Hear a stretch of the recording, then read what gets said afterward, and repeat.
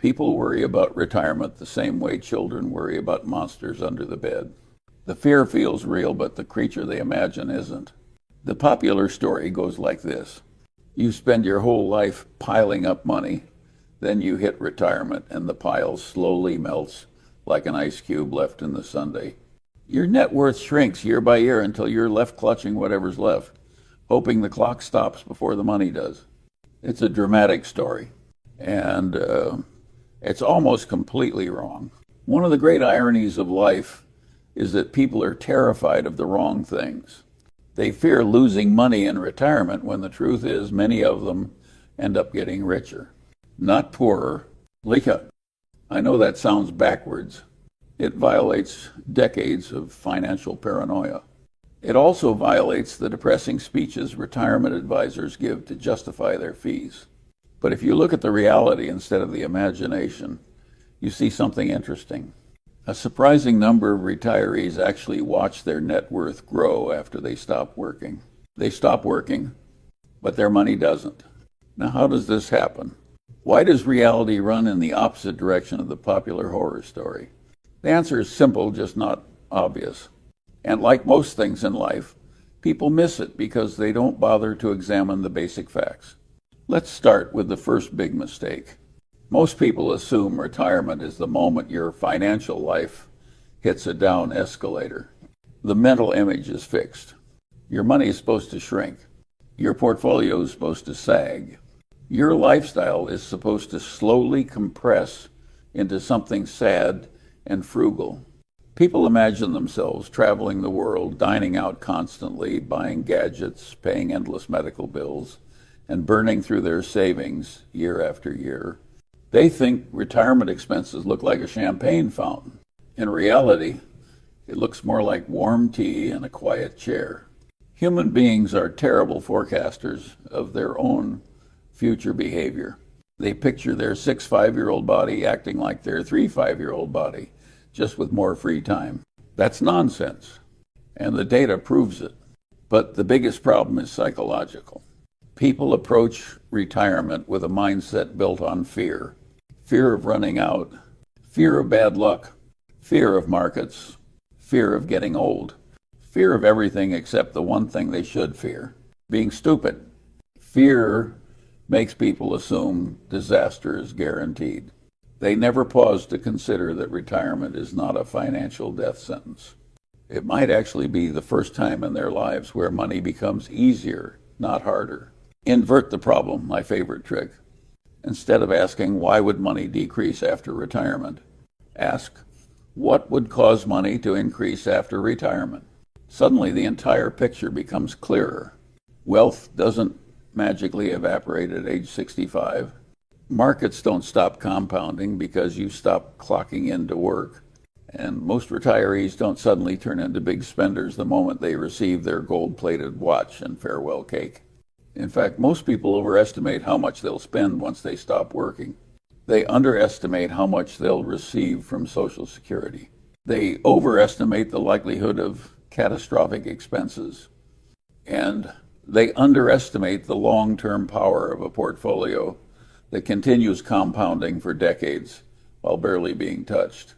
So when people say retirement scares me because the money will disappear, what they're really saying is, I haven't examined the numbers, or sometimes I listened to someone who also didn't examine the numbers. Modern people have an incredible ability to panic themselves into bad thinking. They panic about the stock market. They panic about inflation. They panic about recessions. If they could make any money from worrying, they'd all be billionaires. The truth is much duller and much more rational. Retirement doesn't destroy wealth as predictably as people think. It often preserves it, and in many cases, grows it. Why? Because people don't behave the way their retirement fears imagine. They don't spend like maniacs. They don't travel like movie stars. They don't eat out every night. Most human beings, once they're past 70, are perfectly content with a quiet routine, familiar surroundings, and early bedtimes. They don't burn money, they conserve it. Not because they're forced to, but because that's what age does to preferences. You don't need a PhD to understand this. Just walk into any retirement community. You won't see dozens of people booking luxury cruises and buying sports cars. You'll see them gardening, reading, playing cards, visiting the grandkids, and eating early dinners. That's not the behavior of people draining portfolios. That's the behavior of people who barely use their portfolios. Another thing people forget, when you retire, the biggest expense of your working life disappears. You stop needing to accumulate money. You stop chasing raises. You stop buying new clothes because your old ones wore out from commuting. You stop paying for the privilege of earning a paycheck. Life gets cheaper, not more expensive. In reality, retirement is one of the few periods in life where expenses naturally decline without any sacrifice. It's the rare moment where the math works in your favor just because your habits change. And so the great misconception goes unchallenged. People expect decline, but get something closer to stability or growth. If you ask me, the real tragedy isn't people running out of money. That almost never happens among those who planned even reasonably well.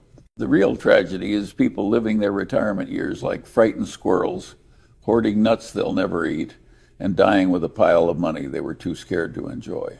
But before we talk about underspending and the compounding engine that keeps running long after you stop working, we need to dismantle one more bad assumption. The sacred, misunderstood, and wildly abused 4% rule. That's where the real myth-busting begins. People treat the 4% rule like it came down from a burning bush. They talk about it with the same reverence as ancient scripture, as if some financial prophet carved 4% into stone tablets. It's a silly way to think. The 4% rule isn't divine revelation. It's a back-of-the-envelope guideline created by a smart guy named Bill Bengen, who later admitted the rule was actually conservative. In other words, even the man who made it said, you could probably take more. But people don't hear that part. They fixate on the number like frightened children repeating a bedtime spell to keep the monsters away. This is a recurring theme in human behavior. Take a simple idea, misinterpret it, and then turn it into gospel. You can count on it. Let's talk about what the 4% rule really is. It is not a maximum, a prediction, a guarantee of misery if you spend 4.1% instead, a rigid law governing your life for 30 years. It is a worst-case withdrawal rate designed to survive the most brutal economic environments in American history. That's it. Bengen simulated retirement portfolios across decades of returns, including the Great Depression, the stagflation disaster of the 1,970 seconds, multiple recessions, crashes, inflation waves, interest rate spikes. He essentially asked, what is the lowest safe amount someone could withdraw every year, even in horrific conditions, and still not run out of money after 30 years? And the answer, based on historical data, was about 4%. Here's the part people ignore. This means those conditions almost never happen. The 4% figure is engineered to keep you alive in financial hell. Most retirees, thankfully, do not live in financial hell. The majority retire into normal environments, not into the Depression Part 2. But their behavior, they act as if the Great Depression is waiting behind the living room door like a serial killer. Human beings are brilliant at inventing fear, not so brilliant at quantifying it. Now, here's where the stupidity compounds. Even though 4% was designed as a worst-case survival rate, the typical retiree doesn't even withdraw 4%. They withdraw far less, year after year after year. Why? Because real life is messy, emotional, inconsistent, and full of little decisions driven by caution. People cut spending the moment the market coughs. They tighten their belts when inflation headlines sound scary. They postpone trips when the economy feels weak. They defer purchases because now doesn't seem like a good time. All of this happens naturally, not because some spreadsheet told them to, but because that's how normal risk-averse people behave. So even if the 4% rule says they could spend more, they rarely do. The rule assumes a robot. Retirees are humans. And humans are trained by decades of saving, not spending. They've been marinating in frugality for 40 years. To suddenly tell them, go ahead, enjoy your portfolio, is like telling a monk to start gambling. It's not in their nature. This is why the 4% rule ends up being more of a floor than a ceiling. But people, in their infinite talent for misunderstanding simple ideas, interpret it backward. They think 4% is the maximum I can safely withdraw. Reality says 4% is the minimum you need to not starve your own retirement. Let me invert the situation for you. Always invert. Imagine a retiree who actually spends 4% every year adjusted for inflation, no matter what's going on in markets, inflation, or the economy. No cutting back, no flexibility, no adjustments, just blind obedience to the spreadsheet. That person is the exact scenario Bengen tested for. The worst case, rigid, stubborn retiree in the worst possible environment. And even that person using historical data made it 30 years. What do most retirees do? They're more flexible than that by accident. They cut spending without thinking. They adapt, they adjust, they delay, they substitute, they rationalize. They behave like real people instead of mathematical assumptions. And because of this, most retirees end up withdrawing more like 2% or 3%, not 4%. Let me emphasize this. Most retirees underspend their own portfolios. They preserve their wealth instead of depleting it. They die with more money than they had when they retired. You can go read the academic literature. It's full of studies showing the same thing. Retirees do not withdraw enough to challenge the 4% rule at all.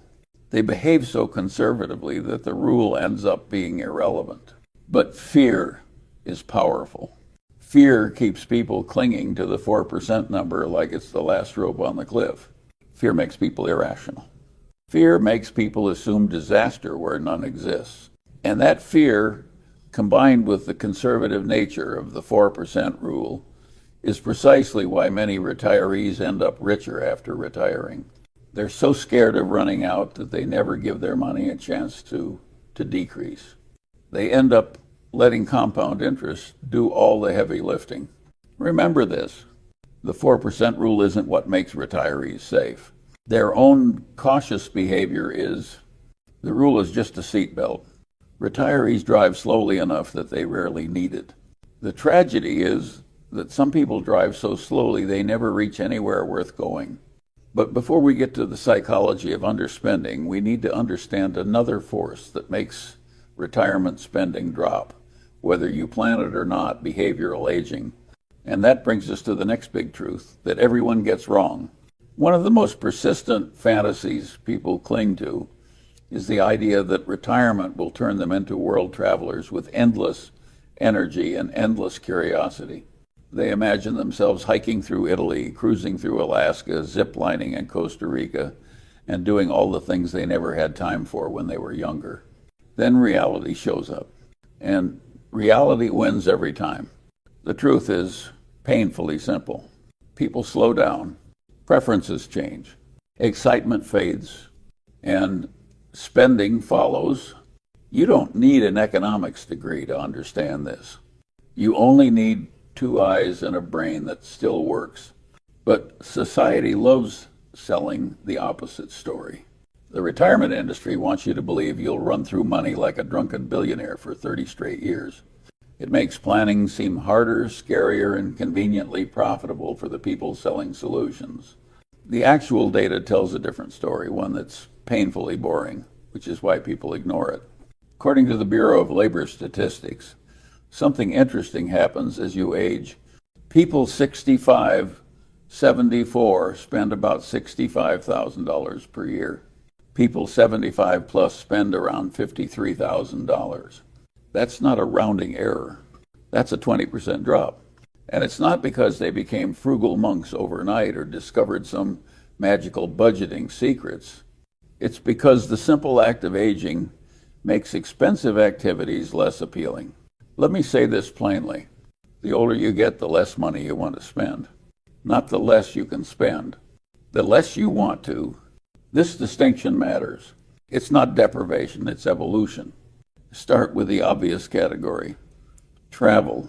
People love dreaming about travel in retirement. They picture sunsets on the beach, wine tours in France, and endlessly discovering themselves while wearing comfortable shoes. But most of that stops after a few years. Why? Because travel requires energy, stamina, and tolerance for inconvenience. And with age, all three decline sharply, especially the tolerance part. Airports feel exhausting. Long flights feel punishing. Jet lag feels catastrophic. Dragging luggage through unfamiliar cities feels like a chore rather than an adventure. Eventually, sleeping in your own bed becomes more attractive than any sightseeing itinerary. This isn't pessimism. It's biology. Most retirees naturally shift from let's go everywhere to let's stay where things don't hurt. And that shift saves a lot of money without any conscious budgeting. Next, entertainment. Early in retirement, people dine out more, go to shows, join hobby groups, explore old interests. It looks like the brochures for retirement communities. Then, slowly, the novelty wears off. Routines tighten. Nights out become nights in. People stop chasing stimulation and start chasing comfort. Eating at home becomes easier than waiting for a table. Reading a book at 8 p.m. becomes more appealing than staying out until 10 p.m. The quieter life wins, and the quieter life is cheap. Look around any group of older adults. You don't see them sprinting from spa appointment to art gallery to wine tasting like characters from a retirement commercial. You see them enjoying normal, inexpensive activities. Conversations, hobbies, gardens, grandchildren, television, early dinners. These things don't cost much. They never have. Transportation costs also plummet. This one should be obvious, but people still miss it. Once you retire, no commute, no rushing kids around, no miles piled onto cars, no reason to own multiple vehicles. Many couples eventually share one car. Assurance drop. Gas usage drop. Maintenance drop. Wear and tear slows to a crawl. You don't need statistical models to see this. Just talk to any 80-year-old. Most of them drive the same car for a decade because they barely use it. These declining costs create a downward slope in spending. A gentle one, but unmistakable. Now let's address the only category people use as a scare tactic: healthcare. Healthcare costs can rise in later years. Yes, that's true, but it doesn't offset the enormous declines everywhere else. The narrative that healthcare will bankrupt you is mostly a marketing scarecrow used to sell insurance policies, annuities, and various financial doodads. Actual spending data says otherwise. The overall decline in spending still persists strongly. Even when healthcare ticks up, people don't go broke because of healthcare. They go broke because they don't save earlier in life. That's a different problem entirely. But here's the important part. Spending declines aren't caused by fear. They're caused by preference. It's not that retirees are tightening belts, they're choosing differently. They sleep earlier. They eat simpler meals. They travel less. They socialize in calmer ways. They prioritize comfort over consumption. Life becomes smaller but richer and cheaper. This contradicts the cartoon version of retirement people imagine in their 40 seconds and 50 seconds. But fantasies don't matter. Reality does. And the reality is this.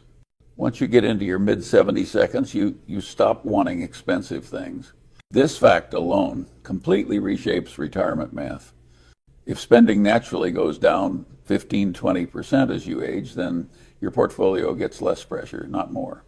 Your money lasts longer, not shorter, and your net worth can rise instead of fall. Fear makes people picture their 80-year-old self partying like a 5-year-old on a luxury vacation. But aging doesn't work that way. And thank God it doesn't, because it saves retirees from themselves. If people actually spent the way they imagine, the 4% rule might barely hold up. But they don't. They slow down. They simplify. They shrink their lifestyle without even noticing. And as a result, their spending curve slopes downward while their money keeps compounding upward. That gap, the one created by quieter living, is one of the biggest reasons retirees end up accumulating wealth instead of losing it. It's not discipline. It's not brilliance. It's not financial magic. It's just human nature aging as scheduled. But declining spending is only half the story. To understand why retirees rarely touch their portfolios, you need to factor in a force even stronger than lifestyle: Social Security, the forgotten income stream everyone takes for granted. And that is where the math gets very interesting. If you want to understand why retirees don't run out of money, you have to start with one of the most ignored financial assets in America: Social Security. People talk about Social Security as if it's some unreliable allowance your uncle slipped you from the back of his wallet. They treat it like a bonus nice if it shows up, irrelevant for planning. That's ridiculous. Social Security is basically a government-issued annuity that pays you every month, whether you like it or not. It's one of the most dependable income streams in the world, and many retirees act like it barely exists. Human beings have an extraordinary talent for discounting what's right in front of them. The average Social Security check hovers around $2,000 a month. For a typical retired couple, that means roughly $48,000 per year, inflation adjusted and showing up like clockwork. That's not pocket change. That's the backbone of an entire retirement plan. But people don't plan for it that way. They still panic about covering their $65,000 in annual spending as if they're paying the entire bill out of their investment portfolio. You'd think they were preparing for war, not for sitting on the porch reading the newspaper. Let's do simple math, something society desperately needs more of. A typical couple spends around $65,000 in their late 60 seconds. Social Security covers about $48,000. The actual gap isn't $65,000. It's $17,000. That's it. That's the real hole they need to fill with savings. And yet, they behave as if the entire $65,000 is coming out of their nest egg. They imagine lighting their portfolio on fire every year just to survive. It's nonsense. It's financial hallucination. Now, fast forward to their mid-70 seconds, lifestyle slows down. Spending drops to about $53,000 per year. Social Security stays roughly the same because it's indexed to inflation. Now the gap shrinks to a measly $5,000 a year. $5,000. That's not retirement planning. That's coffee money at certain hedge funds. And yet people still imagine they're going to die under a bridge somewhere if they don't have a multi-million-dollar portfolio. Fear is a powerful storyteller. Unfortunately, it's a terrible accountant. Here's the part that blows up the whole myth of you'll run out of money. Most people could survive retirement with a modest nest egg because Social Security quietly does most of the heavy lifting. But no one wants to admit this because it doesn't sound dramatic enough. They prefer narratives that trigger anxiety. It makes them feel responsible.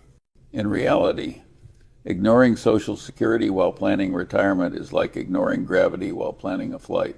You should factor it in. Now, here's where it gets even more absurd.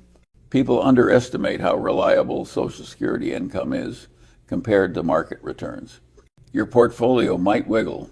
Your dividend might fluctuate. Your stocks might misbehave. But Social Security, it just keeps coming. Once you qualify, you could be reading the wrong stock chart every day, and the check would still land on time. Reliability is an underrated asset. Most people only appreciate it when they lose it. This reliable stream of cash means something important.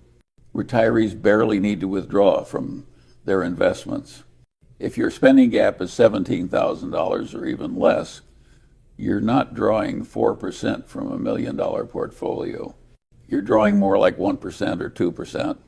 And when you withdraw that little, the rest of the portfolio stays invested. It keeps compounding. It grows faster than inflation. It grows faster than your spending.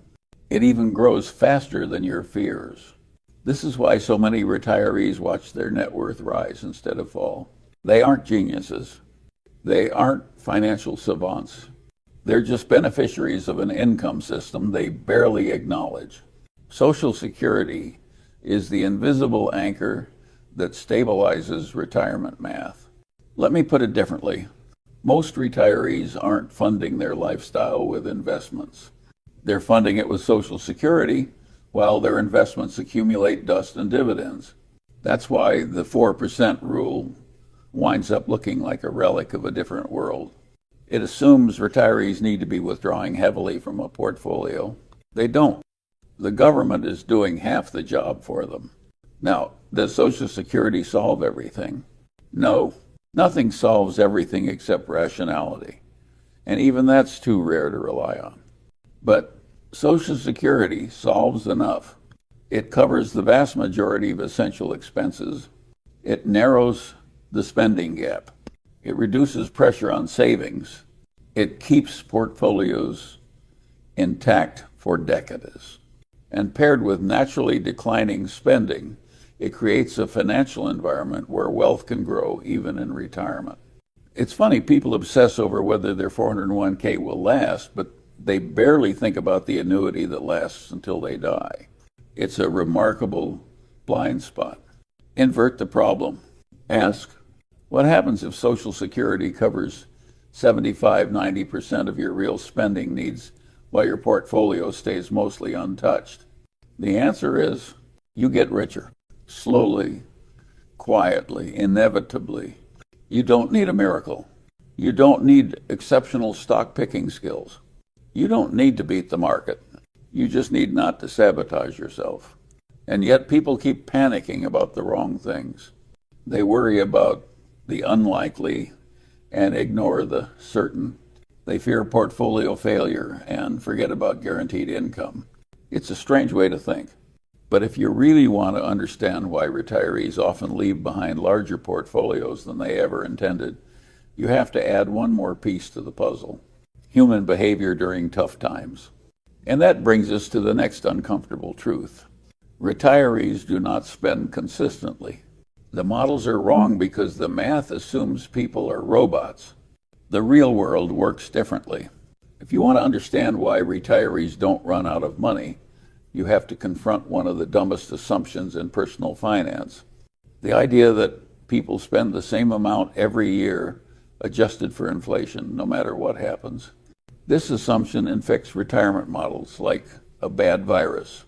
It makes the spreadsheets prettier, but it makes the conclusions stupid. Only an economist or a lunatic would believe real humans behave like that. Picture the model in your mind. The stock market crashes 40%, and the retiree, perfectly calm, says, well, my spreadsheet says to spend $74,820 this year, so let me just buy that cruise to Italy. Nonsense. Real people don't ignore reality. They adapt, and this adaptation is the hidden force that makes retirement math work. Every financial planner in America loves straight lines because straight lines are easy to print. But people don't live straight line lives. Life wiggles. Life reacts. Life adjusts, especially when you're older. This is where the retirement research world gets it wrong. They assume retirees behave like robots. Spend X, increase X by inflation next year. Repeat for 30 years. Ignore recessions, panic attacks, bad headlines, market crashes, and common sense. But retirees don't behave like that. Not even close. Let's talk about what retirees actually do. When markets crash, they cut spending. Not dramatically, just naturally. They delay trips. They skip upgrades. They stay home more. They choose the cheaper option. Not because they're following a strategy, because they're human. When inflation spikes, they tighten up in small ways. A cheaper grocery list, a postponed appliance purchase, a fewer restaurant meals. It's not even intentional half the time, it's instinctual. When the news makes everything feel uncertain, they nudge expenses downward without thinking about it. None of this requires intelligence. It's just ordinary cautious behavior from people who have lived long enough to distrust good times. These small subconscious adjustments create a powerful effect. They protect portfolios far more effectively than any theoretical model predicts. But the financial industry never accounts for this. They prefer to model retirees as creatures without fear, judgment, or common sense creatures who will happily overspend in the middle of a crisis because some retirement textbook told them to. In real life, fear is a magnificent cost-cutting mechanism. You don't need a PhD to understand this. Just remember how people behave during recessions. When things look shaky, people grip their wallets tighter than a toddler grips a toy they think someone might steal. Spending falls. Withdrawals fall. Portfolio stress falls. This flexibility, even if it's unplanned, is a superpower. And it works in both directions. When markets are booming, people spend more freely. They travel. They buy gifts. They upgrade things. But these decisions don't hurt the portfolio because markets are rising. Income from dividends rises. Balances arise. Confidence rises. The portfolio absorbs the extra spending without strain. Behavior shifts to match conditions, just like a thermostat. This single truth destroys the rigid retirement models built on static withdrawals. Those models assume the retiree drives full speed into a wall without ever tapping the brakes. In the real world, retirees tap the brakes long before they hit anything. This is why the infamous 4% rule ends up being so conservative. It assumes no adaptability whatsoever. It assumes retirees are idiots. But retirees aren't idiots. They're old, and old people are cautious. Caution is the secret sauce holding the entire system together. Let me put it even more bluntly. Retirement doesn't fail because markets drop. It fails because people behave stupidly. Fortunately, most retirees don't behave stupidly. They've lived too long to be reckless. Their natural caution becomes a built-in stabilizer. You don't need a lecture on risk management. You just need common sense. And common sense says, when the world looks unstable, do less. Retirees already do that. They do it instinctively. This instinctive flexibility creates withdrawal rates far lower than the models assume. Instead of withdrawing 4% every year like financial robots, retirees end up withdrawing 2% or 3% most years. And when they do withdraw more, it's usually during strong markets that can support it. This is how the portfolio survives and often grows over decades. Not because retirees plan perfectly, but because they behave normally. The irony is that the same fear that makes retirees cautious is what causes them to underestimate how well they're doing. They worry endlessly about running out of money. Meanwhile, their portfolio is quietly compounding in the background. By the time they realize they underspent, it's usually too late to enjoy the difference. That's the tragedy. But before we talk about this tragedy and the psychology that fuels it, we need to understand something deeper. Retirees don't just spend flexibly because markets shift. They spend less because their entire mindset shifts. This brings us to the more uncomfortable truth about retirement finances. The biggest reason portfolios survive isn't market performance. It's human psychology. If you really want to understand why retirees end up richer than they expected, you need to stop looking at spreadsheets and start looking at human nature. Because it's not the math that protects most retirees. It's their psychology. And psychology, unlike spreadsheets, actually reflects the way people behave. Let me give you the unvarnished truth. Most retirees are terrible at spending money. Not because they're irresponsible, but because they're afraid. Fear is the quiet engine behind underspending. And underspending is the quiet engine behind growing wealth in retirement. People don't retire at 65 and suddenly transform into hedonistic spenders.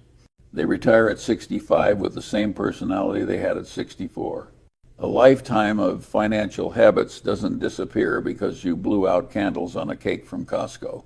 If you spent 40 years being cautious with money, saving diligently, avoiding debt, choosing frugality, and worrying about the future, do you think you'll turn into a carefree spender just because the government says you're old enough? Of course not. That's not how human behavior works. Old habits don't just die hard, they barely die at all.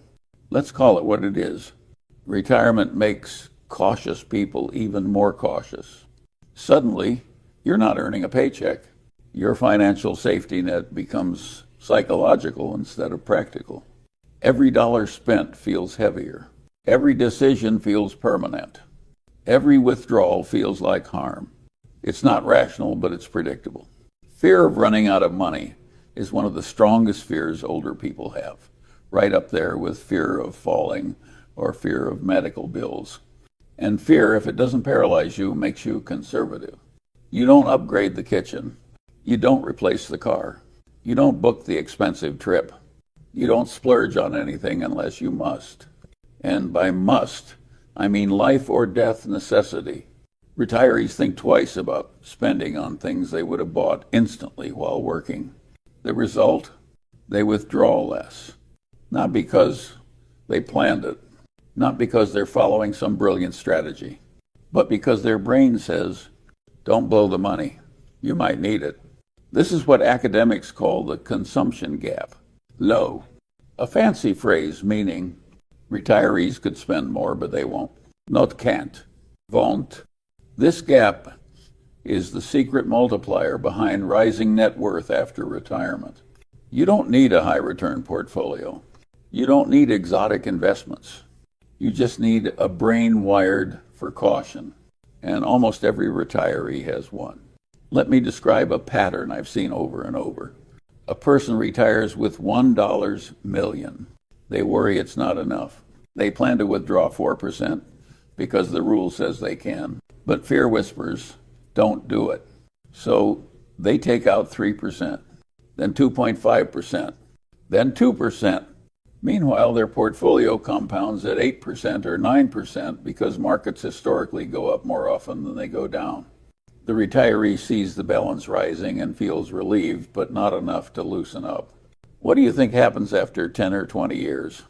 They look at their account and say, how the hell do I have more money than when I started? Simple. They spent less than the portfolio grew. Even simpler, their fear outperformed their spending. This is the irony of retirement psychology. The fear of running out of money is exactly what keeps you from running out of money. It's a twisted logic loop, but a remarkably effective one. And it goes deeper. Retirees don't just fear running out of money, they fear big mistakes. They fear making the wrong purchase. They fear wasting money. They fear looking foolish. They fear being dependent on their children. Fear creates discipline. Discipline creates underspending. Underspending creates surplus. Surplus creates wealth. It's not genius. It's not strategy. It's just the quiet math of human behavior. And here's the part no one likes to admit. People take more joy in watching their portfolio grow than in spending it. I've met retirees who get more satisfaction checking their account balance than taking a vacation. Not because they're misers, because the rising number gives them a sense of safety and control. For many older adults, the meaning of money changes. When you're 30, money is for possibilities. When you're 70, money is for protection. What people protect, they rarely consume. This mindset is the opposite of what most financial planning models assume. Those models assume you want to maximize spending. Retirees want to maximize security. That's why the models are wrong, and why retirees often end up wealthier than the models predict. You could argue retirees would be happier spending more, and maybe that's true. But we're not talking about happiness here, we're talking about reality. And the reality is that fear is a stronger financial force than joy. Fear is consistent. Fear is durable. Fear compounds. But this introduces a problem the financial industry rarely mentions because it ruins the dramatic story they like to sell. Retirees die with piles of money they never used. That's the dark comedy of retirement planning. They spend decades worrying about scarcity and end up leaving behind abundance. They save to live, but they live to save. And the engine behind all this is psychology, not markets, not interest rates, not asset allocation, psychology. But we still haven't talked about the most important force of all, the force that makes retirees wealthier even when they barely touch their money. The force Einstein supposedly called the eighth wonder of the world, compounding. And compounding, unlike people, never retires. There's a simple truth most people never fully grasp. Compound interest doesn't care how old you are. It doesn't retire when you retire. It doesn't slow down just because your knees do. It keeps working long after you've stopped. If you really understand compounding, you stop being surprised that retirees get richer instead of poorer. If you don't understand it, everything about retirement looks like rocket science. Fortunately, compounding isn't complicated. It's just relentless. But here's the key point almost everyone misses. Retirees barely withdraw anything from their portfolios, so the compounding engine stays almost fully intact. Imagine you retire with $1 million. The 4% rule says you can pull out $40,000 a year. But we already established most retirees don't do that. Their spending drops. Social Security covers most needs. Fear does the rest. So instead of $40,000, maybe they withdraw $20,000 or $15,000, sometimes even less. At the same time, the portfolio might earn 7-10% a year over the long term. Suddenly you have a simple equation. Your money grows faster than you consume it. When that happens for 10, 20, or 30 years, the ending is obvious. You end up with more money than when you started. You don't need a PhD to understand this. Just common sense and a calculator. Let me outline the basic progression. Asterisk. If you withdraw 2%, asterisk, and the portfolio earns 7%, asterisk, you're netting plus 5% annually, asterisk. On $1 million portfolio, that's $50,000 of growth per year, even after you've taken money out. Do that for a decade, you're suddenly looking at $1.6, $1.8 million. Do it for 2 decades, now you're north of $2.5 million. And all of this happened in retirement. Without a job, without new savings, without heroics, just compounding, refusing to retire.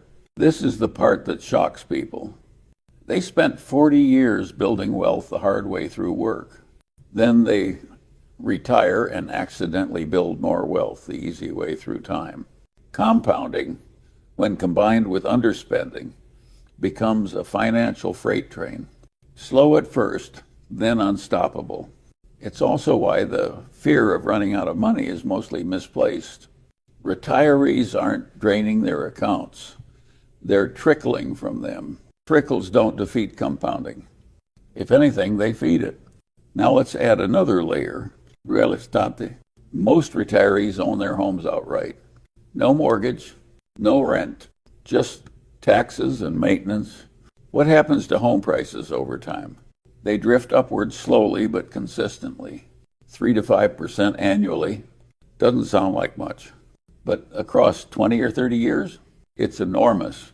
A home bought for $200,000 decades ago can easily be worth $500,000, $600,000, sometimes over $1 million.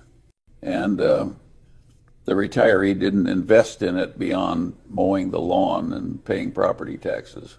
Household wealth quietly swells while the homeowner worries about grocery prices. It's almost comical. And here's the funniest part. Retirees rarely tap that home equity.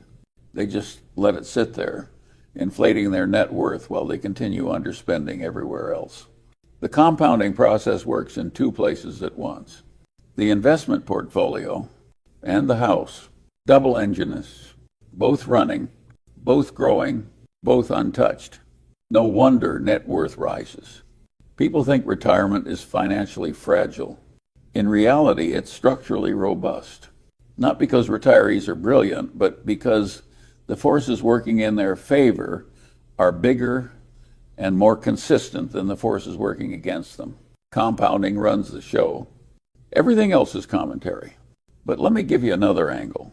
The psychology of compounding intensifies in old age.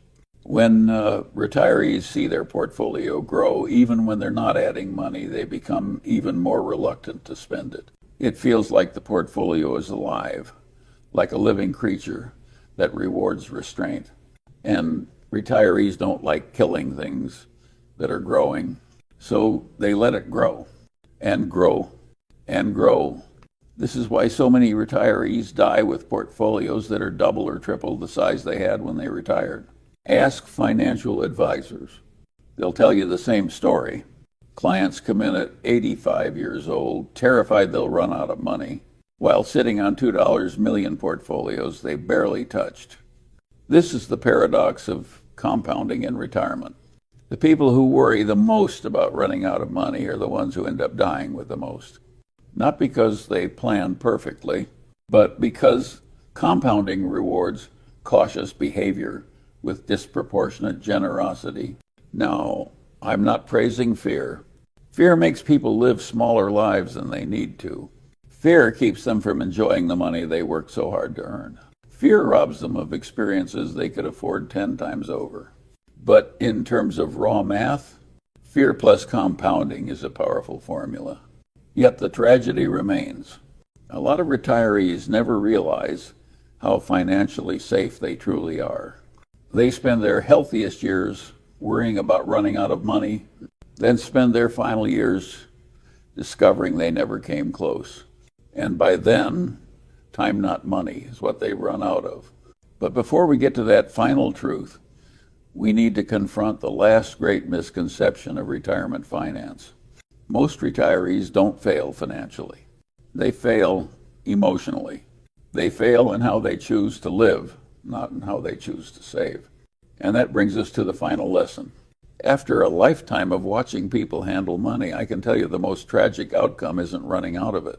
The real tragedy, the one almost no one talks about, is dying with far too much money and far too little life. It's the quiet disaster of the modern retiree.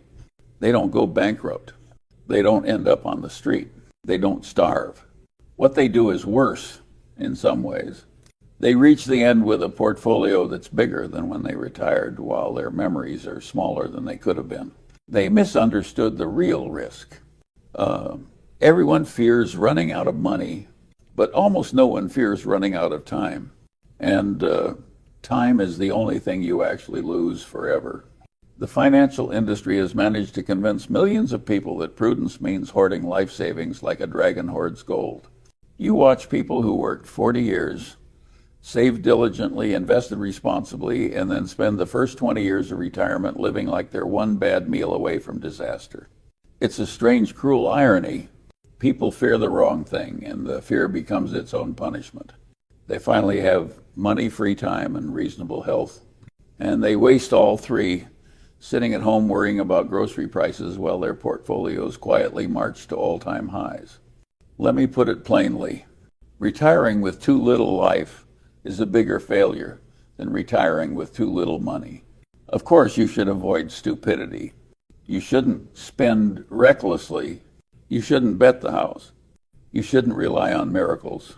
But once you've reached a point where your investments are growing faster than your withdrawals, once Social Security covers the bulk of your needs, once your lifestyle naturally declines with age, you have a responsibility to yourself to actually use the money. Otherwise, why did you save it in the first place? Most people don't save for joy. They save for fear. Fear of emergencies, fear of recessions, fear of medical bills, fear of uncertainty, fear of luck running out. Fear is useful when you're young. It keeps you working, saving, and compounding. But in retirement, fear becomes a parasite. It clings to you long after the original purpose is gone. I've seen people in their 80 seconds still terrified of spending more than necessary, even though their portfolios have doubled since their 60 seconds. They don't understand they've already won the game. They didn't notice they reached financial safety years ago. By the time they realize it, if they ever do, their energy is gone, their mobility is gone, their opportunities are gone. They traded vibrant years for a larger estate. A terrible bargain. Let me tell you a secret the financial world doesn't like to admit. Most retirees will die with more money than they need. The data is overwhelming. People underspend. They oversave. They let compounding run wild. They cling to a shrinking lifestyle. They refuse to draw down their accounts. They avoid risk so aggressively that their money grows in the background. And then they die, leaving behind more than they ever used. You can call that responsible. You can call it frugal. But it's also waste. Money unused is potential wasted. Money unspent is life unexperienced. Look, I'm not saying you should blow all your money on cruises and gadgets. I'm not advocating stupidity or exuberance. I've spent my entire life telling people to avoid stupidity. But avoiding stupidity also means avoiding the stupidity of excessive fear. Living like a pauper when you can afford a decent life is stupid. Denying yourself experiences you can easily pay for is stupid. Letting compounding enrich your heirs while shrinking your own life is stupid. If you've set yourself up correctly, if you've avoided debt, invested rationally, stayed diversified, kept fees low, and withdrawn conservatively, then the biggest danger isn't running out. The biggest danger is missing out. Missing out on the trips you were healthy enough to take. Missing out on the family gatherings you were too anxious to plan. Missing out on hobbies you were afraid were too expensive. Missing out on small luxuries that would have enhanced your days. Missing out on the full experience of your own life. No one lies on their deathbed wishing they had one more percentage point in their portfolio. But plenty of people lie there wishing they had taken the vacation while they still could walk the beach without help. So ask yourself a very simple Charlie Munger question. What is the point of money if not to be used intelligently? The key word is intelligently, not recklessly, not emotionally, not fearfully, intelligently. That means understanding the truth. You probably won't run out of money. Your spending will decline. Social Security will cover most of your needs. Your portfolio will compound faster than you withdraw. Your home will appreciate. Your fear will protect you. Your discipline will compound.